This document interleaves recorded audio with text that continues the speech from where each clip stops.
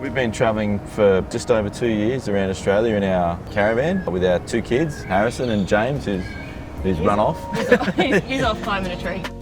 Part of that, we wanted to share our experiences and our adventures and everything with everyone through our YouTube channel, The Lifestyle Pioneers. Awesome to be able to inspire other people to get out, not just to travel Australia full time, but even just to get out into their own backyard and have a bit of an explore and have a look around and showcase a bit of what's out there, and that it is possible to do with two kids. We really like to get off grid and get a bit remote, so definitely the highlights have been those sort of really outback places. There's a lot of really nice spots on the WA coast where you can get away from it all. We love the Northern Territory, we love the outback of South Australia.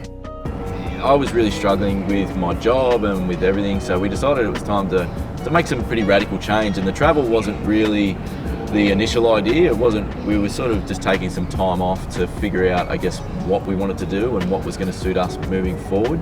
I think for so long we just really strived to, set ourselves up financially, career-wise, and then you get to this level we needed to spend more time doing things that we loved and were passionate about, and just taking care of ourselves and prioritising ourselves and us as a family.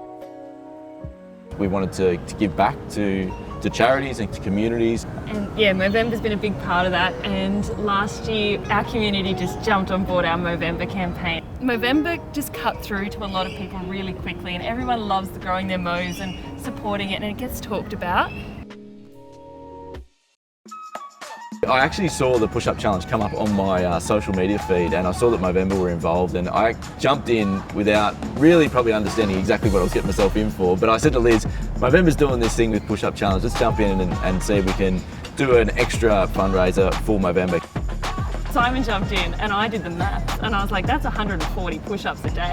Yeah. I was like, this is going to be hard, I'm flat out doing 2.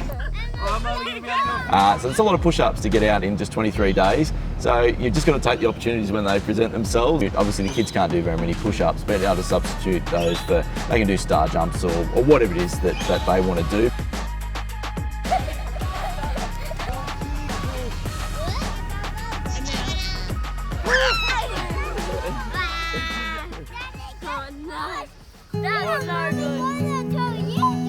I saw the push-up challenge was coming up, and I wanted to get the guys involved, but also it was an opportunity, I think, to be able to say to the guys, hey, look, how is everyone doing? It just started a really good conversation, and we were able to sort of express in there that, we've all got each other's backs, and that we're very open and available for a chat at any time, and not just to chat about who won the footy on the weekend, but to chat about the important stuff as well, to build that balance of both.